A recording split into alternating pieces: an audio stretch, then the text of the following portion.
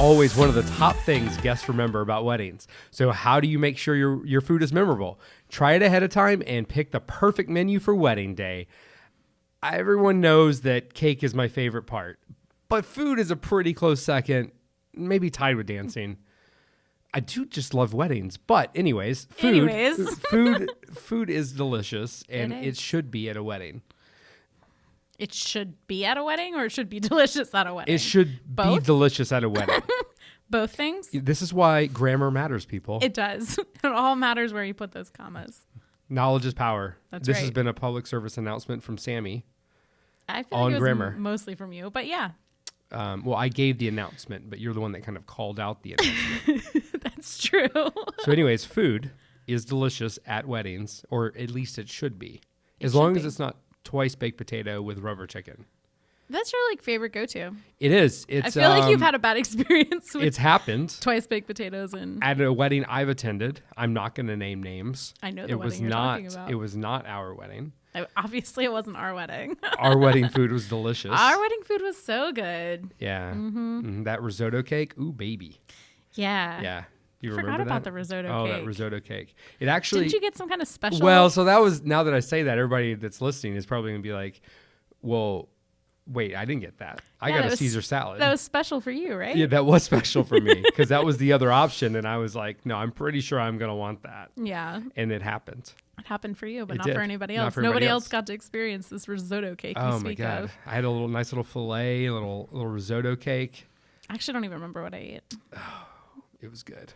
If you say so. No, I'm sure it was. Yeah. I remember it tasting. I don't remember it. You on would have had wedding the day. fish, though. Yeah. You wouldn't have had the filet. Or the risotto cake, delicious- apparently.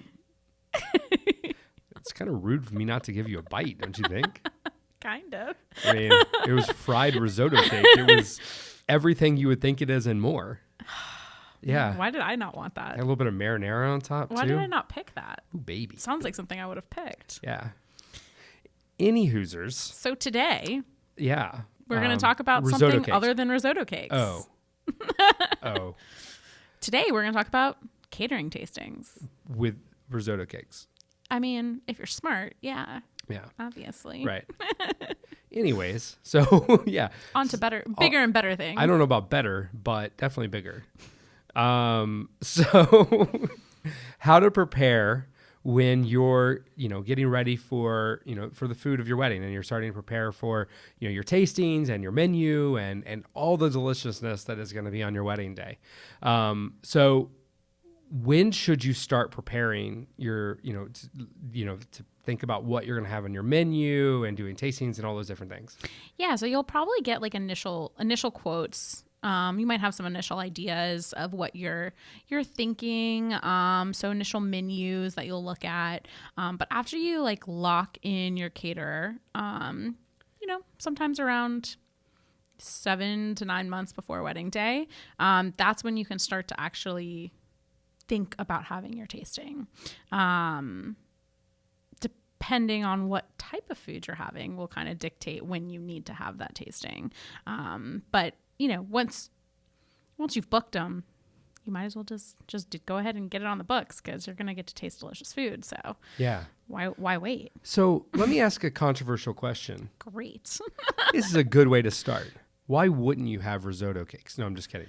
Why, when you're booking your caterer, Yeah. do you taste the food before you book them? Or is it all based on, here's a sample menu, having a conversation with chef or owner, and you talk about different things that they could do? And I ask this because a lot of chefs and a lot of catering companies would tell you they can pretty much do anything. True. Pretty much all of it. So, Yeah. I'm curious, How does it even start? how did you even start? How do you even get to the tasting? I could pitch somebody on a delicious risotto cake, but please believe me, you do not want me to make you a risotto cake. It will not be delicious. Mm-mm. No. Okay, so first and foremost, to answer your question, a lot of people choose to book their caterer before having a tasting, but probably equally as many choose to book it after they have a tasting. So generally how it works is you'll pay a tasting fee if you're not under contract. So let's say you wanted to go with, X caterer, maybe they charge $50 a person to $25 a person, something like that, to That's cover fair. the time and the food and the prep. It's and a lot all of that work, stuff. and they're not guaranteed. And they're not anything. guaranteed any money. So then They're not making any money on that. But no. So then, depending on how many people you have come, you pay that fee. And then afterwards, most catering companies will take that fee. Let's say you paid $100. They will take that fee and apply it towards your balance. Oh, that's great. If you book with them. Smart. So you're still getting your complimentary tasting, because most caterers, once you book with them, offer a complimentary tasting. So you're still getting that. You're just kind of paying some of the money up front to make sure you like you get what you like. Would you ever do a tasting before you book to decide which caterer you wanted to book with, and then subsequently, as you got closer to the date, do a follow-up tasting, based on what's in season or whatever that is? Do people ever do two? Yes, you could. Some caterers might charge for that second tasting. Yeah, They might only include one complimentary one. I wouldn't be opposed to it. I mean, I've also had couples who maybe do their big tasting, taste, and I know we're going to talk about what you taste, but they taste everything. And then maybe there was like one thing that they weren't totally sold on. So like maybe we have to come back for like a little mini tasting where maybe we taste some different sauces or, change out the side dishes or something like that. So it's always possible to kind of tweak. And I think it is true that most caterers can do most anything. They probably have things they're better at than others, and things that they do every weekend. Right. Of course. So would you say that you're saying that half of couples do a tasting before they book? Maybe less. A little less? Now you're thinking about it? Now I'm thinking about it. Maybe like 25 to 30%, maybe like a fourth do a tasting. A lot of people book before they ever taste. Yeah. Now a lot of venues have, exclusive caterers or small catering list. My couples have a planner, obviously, so they can rely on my expertise because I've tasted a lot of the food. Right. So I think that goes in. I think that my numbers might be slightly skewed because of that, because they're relying more on a professional as opposed to just being like, I don't know, this chicken sounds good. Yeah. See, if I was a caterer, I would have my best dish. I wouldn't make a lot of it, but I would have my best dish out for every single pitch that I went into. You come in, like from something classic, their mashed potato bar is out of control here in Charlotte. And I would literally have like a mini version of that set out. It wouldn't cost you much, but it would make, your couples feel like, hey, you're getting to try something, and you're probably going to win them, because unless they don't like mashed potatoes, I guess that would be the risk. But anyways, just random musings. But there's a lot of work that goes into that. I think that'd be really hard, actually. Yeah. I think it'd be harder than you think. You think so? Yeah. Huh. What do I know? You're not a caterer. No, I'm not a caterer. Exactly. Don't claim to be. Anyways, kind of back on track though. Like, so as you're preparing, what should I know as I'm getting ready to prepare for booking my catering, tastings, and all those different things? So like I mentioned, you kind of need to know what style of food service you're having. So are you having a buffet? Are you having a plated dinner? Are you having stations? That's going to dictate a lot of what you taste. It's also going to dictate a lot of your choices. What can be served as, a station may not be able to be served as a plated dinner, and vice versa. Right. So it's going to dictate your choice in some ways. It also dictates when you need to have your catering tasting, because if you're going to have a plated dinner, you need your entree selection before you order your invitations, which is typically 6 months before wedding day. So, that tasting has to happen a lot sooner. You should also have a general idea of your guest count. Of course, this all goes back to that, and your budget. You want to make sure you share your budget with your caterer so they can make sure to help you come up with options that work in your budget based on your guest count. And this is definitely a place where I would say, if you're debating between 150 and 175 people, to err on the side of 175, so you see what that top dollar is, as opposed to doing 150 and then getting closer to wedding day and realizing you now have to pay for an extra 25 people. Well, that's the thing I remember the most, is sitting down and kind of looking at the menu, and it's like, okay, you can get these items at this price point per person, and then for only an extra $5 or $10, something like, you can upgrade to this. And then I remember the bar was the same way, right? Yep. You're kind of like weighing that, and then you're like, well, it's only $5, $10, but then times 125 to 175 people, that adds up. It adds up. Yeah. That's plus service charge and tax. Yeah. And, extra, it's not just $10. Equipment and things like that. Yeah. Yeah. So what, as I'm preparing, what should I do? So we kind of talked about it a little bit, but the tasting menu is the biggest thing. Yeah. So you want to come to your caterer with some ideas. I love mashed potato bars, or I am a Mexican food fanatic, or we went on our first date at, a pizza place, like, Right. whatever kind of, and I would think about it, whether you have a planner or not. I would think about the food that matters to the two of you. Mm-hmm. So do you want a traditional steak, fish plated dinner, or are you guys wanting to do something that, is more representative of you guys as a couple? Either way is great. But start thinking about that. The food that's important to you, the food you love. Let them know, like, these are my favorite foods. These are the foods I hate. I don't ever want to see anything with green beans, whatever it is. Yeah. And then that can help to kind of dictate what you see on that initial menu that fits within your budget, because you've shared your budget. And then they can put together a tasting menu based on that. Yeah. And I think another thing to call out too is that, it's important to articulate as a couple what matters to you too. Cause like I remember when we were, planning our wedding, not to reference that too much, but like, we were getting married in New York, and it was a formal affair. And I'm originally from Alabama, if you didn't know that. And I really wanted some Southern influence in there, and we were able to incorporate that actually in the signature drinks, but we were also able to incorporate that in the rehearsal dinner. So it's not just the one meal that you can think about, it's also you can incorporate some of those traditions or influences, what have you, into the rehearsal dinner or even the brunch the next day. Yeah, personality can play a huge influence on your food selection. Yeah. So definitely keep that in mind and talk about it as a couple, and talk about it and the formality too. I don't think we talked about that, but you want to know the formality of your event before you start your catering. If you're having a black tie dinner, you probably don't want to, have a buffet. Right. So, and if you're having a super casual dinner, then maybe a plated dinner is not a good fit. Right. I'm not saying you can't mix it up, but it does dictate your food choices in some ways. Yeah, absolutely. So as far as like expectations, what will I taste? Typically, so this is all going to depend on the type of caterer you have. Mm-hmm. So I would always ask what you're going to be tasting. But typically you're going to taste a handful of appetizers, and then you usually choose, 3 to 4 past. It's harder to taste stations, so it just depends on what kind of stations you're looking at, if you're looking to have stations during cocktail hour. Mm-hmm. And then typically 2 to 3 entree choices, maybe a salad, maybe a dessert. If there's anything in there, that's really important to you to taste, I would make sure to let your caterer know that. Typically salads are like less likely to be tasted because they're more similar. Right. And you really care about the entrees and the appetizers, and that's right. typically the meat of your tasting. That makes sense. So, you know more about this than I do, but you think about, especially with food, like a lot of times it's very seasonal. Yeah. So how does seasonality play a role when you're doing your tasting 6 months in advance? We're talking summer to winter. Yeah, it can make a big difference. A lot of caterers will encourage you to taste in the same season, which is totally possible. It's a little harder with a plated meal because of the invitation, but you have a general idea. Like, if you're going to offer beef, fish, vegetarian, or beef, chicken, vegetarian. So you can kind of keep it more general on the plated if your caterer does want you to keep it in the season.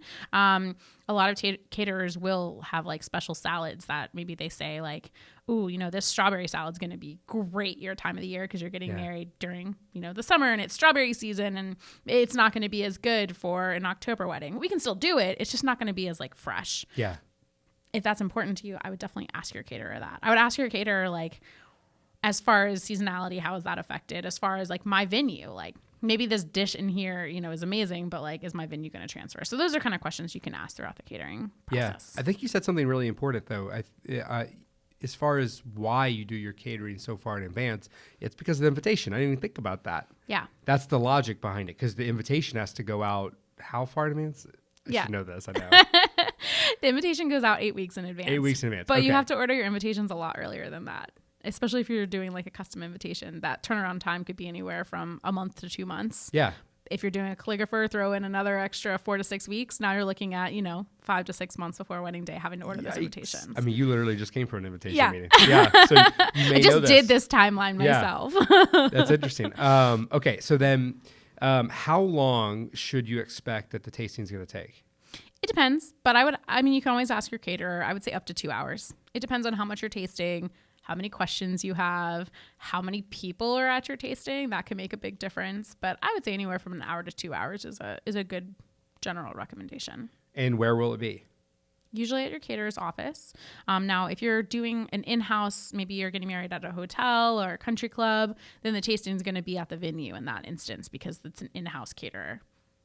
Okay. And who will be there? Depends. So, it just depends on your caterer.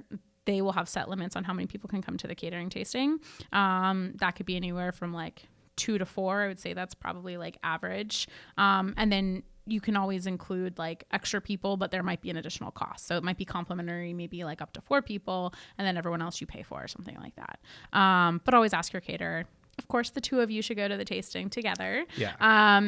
Any parents, especially if they are financially contributing and going to have an opinion on the menu, it's good for them to come as well. So I think that's good. I wouldn't go too far beyond that because it just gets to be too many opinions. So what's the most you've ever seen at a tasting? I think we did 8 at a tasting once. Oh, wow. Yeah, it was a lot of That's people. a whole meal. It's a lot of opinions. It takes a lot longer. Up that 2 hours. Yeah. I think that one was like closer to 3. And it was a lot of opinions, Not everybody liked anything the same, Like everyone wanted a different appetizer. Right, yeah, obviously. Yeah, and so then you have to have a very strong personality as a couple, I think, in order to get what you want if you're going to bring that many people to your tasting. That's good advice. And then do planners normally go? Yeah. It's perk of the job, I guess. Yeah, typically full service planners will go with you to your tasting. It's great to have them there because you're talking about a lot of logistics. Caterer plays a lot of logistics in the wedding day. It's also great to have someone who can kind of talk about your style. You might be looking at other, equipment. Like a translator. Yeah, and it's nice to have someone who's kind of your voice too. Like if you don't want to speak up, they know you pretty well at that point, and they'll be happy to speak up for you and say, I don't think that maybe this isn't working. What are other options? So it can be nice to have that person in your court. Okay. And it's a perk, right? No. Yeah. Absolutely. They get to know the food really well, which is good. Yeah. Okay, so you're doing the tasting. What should you pay attention to? Everything. First and foremost is obviously the taste. So you want to know, like I mentioned, like maybe you love this dish, but it's just a little too salty, or it has like a little too much lime juice, or, like kind of pay attention to that taste and make notes of that as you're tasting it itself. Because you can always make little tweaks. Portion size. So I would ask when things are served, is this how it's going to be served on wedding day? The answer to that might be yes, it might be no. Or maybe, for appetizers, that one to me is like a really big one. I always like to say to people, you want to eat your appetizers with one hand, right? Because if at cocktail hour, you're going to have a drink in your hand and you're going to be kind of eating. So anything that you need, like a fork, maybe it's too big. Pay attention to that portion size. You want it to feel really natural because that's how you're going to want it to feel on wedding day. Yeah. And then presentation. So I would always ask, how is this going to be presented? Is the steak going to look exactly like this? Is it going to be cooked like this? Are all of these appetizers going to be on one tray? What kind of tray is that going to be on? All that stuff makes a big difference into kind of the appeal of the food and the feel of the event. So you want to make sure you understand that. Whether you think you care about it or not, it's still good to at least know the answers. Yeah. No, that makes sense, especially if you don't have a planner. Yeah. Yeah. For sure. So just ask those questions. And like, you may not want maybe like a pork appetizer on the same tray as your vegetarian appetizer. So ask those kind of things. How is this going to be presented? And at least then especially if you have people with a lot of food allergies or preferences. Any other questions that they should be asking besides dietary restrictions? I would ask where the food's prepared. Sure. So is it going to be, and how? Why would you ask that? I would want to know how it's going to be prepared in the instance of especially if you're not at an all-inclusive, like a hotel or something. How is it going to be transferred from your kitchen to this kitchen that maybe doesn't have any kind of ovens or anything? I'm going to want to make sure that my food's going to be hot when it's served. It's not going to be overcooked. It's going to be taste the same way as I had it at the tasting. And especially if you're looking at like a standalone venue where the caterer is coming in, I would want to make sure that whatever I'm having is going to transfer, like fried chicken. This is a very popular thing in the South. If it's not in, a venue where they're cooking on site, I don't want the fried chicken to be soggy. So those are kind of questions that you're going to want to ask, and your caterer is going to tell you like, yeah, the fried chicken's not going to transfer very well based on the kitchen at your venue. Why don't we try to do something else? Or maybe we don't do like fried chicken as an appetizer. We do it as like a little mini bite because it transfers better. So I think that's something to pay attention to.